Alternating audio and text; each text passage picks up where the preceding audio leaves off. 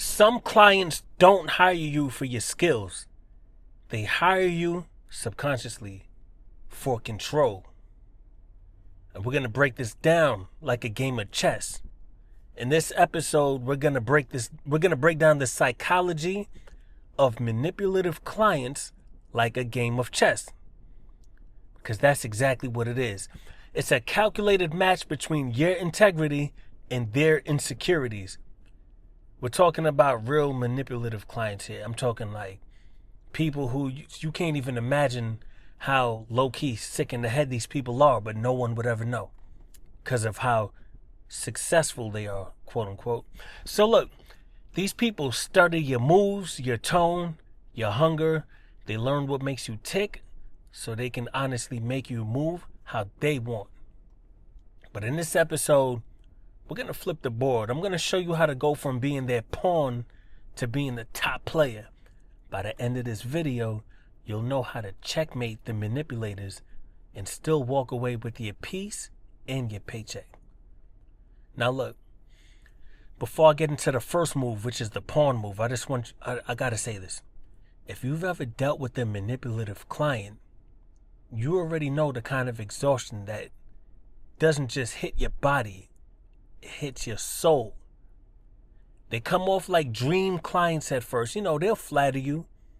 They'll tell you how refreshing your energy is. They'll say, "Oh yeah, you just get it." You know, they'll really get you going, but they're really studying you.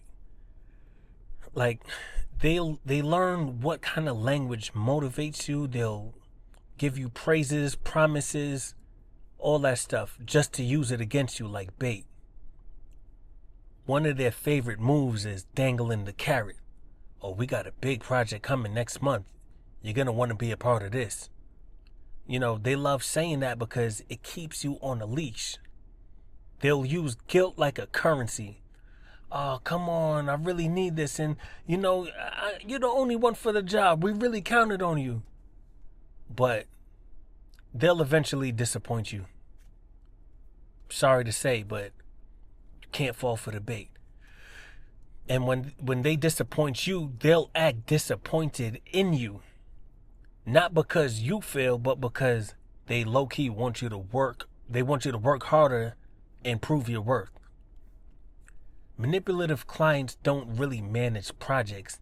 They manage people, low-key. They'll extract your best qualities, your patience, your creativity, your reliability, and twist them until your strengths become a weakness. Like, they'll praise you about your passion so that you can over-deliver. If they guilt you, they think you'll fix things that were never even your fault. Some of these clients will act understanding just to get you to stay longer than you should. But you're not even crazy for falling for it. I'm not one of those people who's going to sit here and say, see, you stupid, you should have. No. I'm here to help. I'm not here to criticize because we've all been there. I learned from experience, so take it from me. These people study empathy. They see kindness as a weakness or kind of like an opportunity. So today, we're going to turn the board and really see the whole game for what it is. Now let's get into it. When dealing with manipulative clients, this is the pawn move. Recognition. Every manipulator, they start small. They test your tolerance. A quick little tweak here and there, a small revision, even a favor. They move one square forward, harmless at first, harmless. But make no mistake, that right there, you got to be careful. Because they're testing you to see what you'll go for, how much you'll allow. They're really testing you. So the first move is never really about the task. It's about seeing where your boundaries are. If you've been there before, you feel me on this. So what's your counter move? Recognition. See it, name it, recognize it, And do not downplay it because it feels minor. You got to look at that and go, oh, they're testing me. Say it out loud to yourself. This is a test. I know what this is. Don't say it to them, but say it to yourself. Once you can name it, you can start to control it. That's your first move on the board. That's your pawn move to counteract their pawn move. Recognize it, understand it. Do not sweep it under the rug. Don't overreact. So the next move, this is the night move. Distraction. This is their night move and how you respond to their night move. Distraction. So when you start holding your ground, they'll change direction. And that's the night, the one that moves in the L shape. It's unpredictable for a reason. So they'll hit you with confusion. Wait, I thought that service was included, or I thought you said you were going to do this. They'll pivot into guilt. You're really going to charge extra for that? Yeah, we all know that type. The night's job is to knock you off your rhythm. Hence the L shape. Your counter move? Clarity. Turn their chaos into clarity. Keep everything in writing. Even through a text message, because sometimes, when you're trying to do it the formal way, they'll try to avoid doing it that way. Oh, come on, it's okay. We need to get this going, but put it through a text message. Even if they don't respond to the text message, them complying and moving forward, even though you sent that text, is proof alone within itself. So again, your counter move is clarity. Everything in writing, every boundary documented. When they try to twist your words or try to manipulate you, that's when you pull out the receipts. Manipulators hate clarity. They can't stand it. They hate clarity. They hate accountability, but you're going to defeat them with clarity because confusion is their camouflage. And the moment you shine the light on the details, their game loses mystery and their power starts to slip. There you have it. Let's move to the next one. So the next move is the rook move. Control. The rook. Now they'll move straight, direct, try to put you in that pressure. They'll control the timeline. We need this faster. They'll control communication. I'll let you know when we're ready. You see that? You try to communicate like on a friendly level, and they hit you with the I'll let you know. Like, damn, okay, cool. They'll delay payment sometimes. Oh, accountant is behind, but you'll get it soon. Or I'll send that Zelle later. Don't worry, you'll get your money. That little "don't worry, you'll get your money," that's a tactic right there, and you need to look out for that. The rook move is always about position. They're building a wall of authority. So what's your counter move? Detach, dictate. Stop chasing and start managing. Send updates like a professional. Timelines, invoices, your terms. If they delay payment, you pause delivery. Calmly, not emotionally. But if they hit you with, oh yeah, I'll get it to you as soon as I can. Change your attitude to I'll deliver as soon as I can, without saying it tit for tat. But that could be a powerful move within itself. You can't be controlled when you don't fear the silence. A lot of people are afraid of that awkward silence or that lack of normal flow of communication as it is. Don't be like that. If they get quiet, you get quiet. Stand on your square. And that's the point, Control collapses when confidence enters the board. So in other words,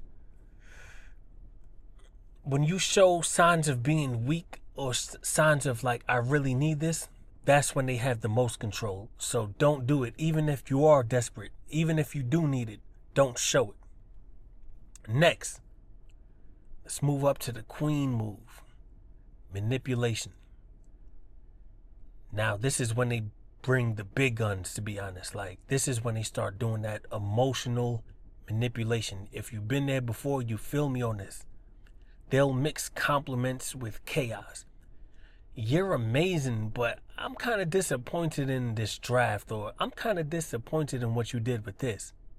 They'll gaslight you, you're being difficult, or they'll try to rewrite history.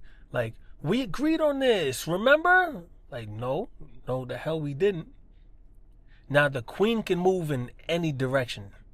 Charm, guilt, anger, victimhood, whatever keeps you guessing.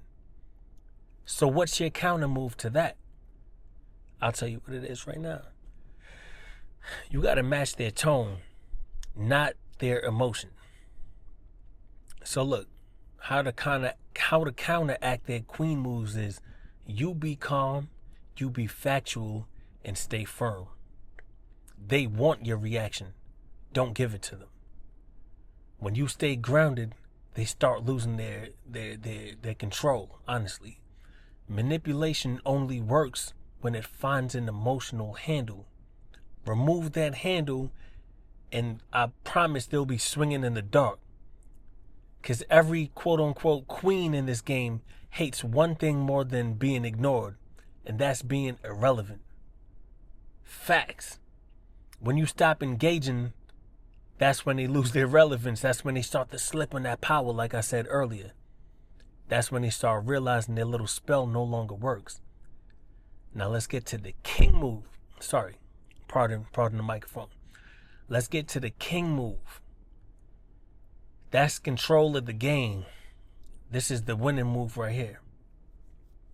This is where most freelancers kind of win or lose depending on their attitude. So the manipulator's end game isn't about the project. It's about your submission at the end of the day. Them getting you to submit. If you've been there, you feel me on that. They want to occupy some space in your mind. They want to control your emotion and really just have that effect on you. Simply put, they want to control your mood, your confidence, your peace, and that's their victory within itself. If you don't feel me on this, you probably haven't been through enough, freelancers. So all the freelancers who's been there, they know I'm not making this up. It sounds crazy to an outside person. Yo, people are really like this? Are they really that crazy? Are you sure? Are you sure you're not the problem? Nah, if you've been there, you feel me on this. So what's your counter move to their king move? I'll tell you what it is right now. It's emotional mastery. You gotta master those emotions. Real talk. The king doesn't panic. Even when your money's low or you're in a crisis, don't panic. If you gotta go into a room somewhere and scream into a pillow, you do that, but don't show it to them. So the king doesn't panic. He doesn't sprint across the board.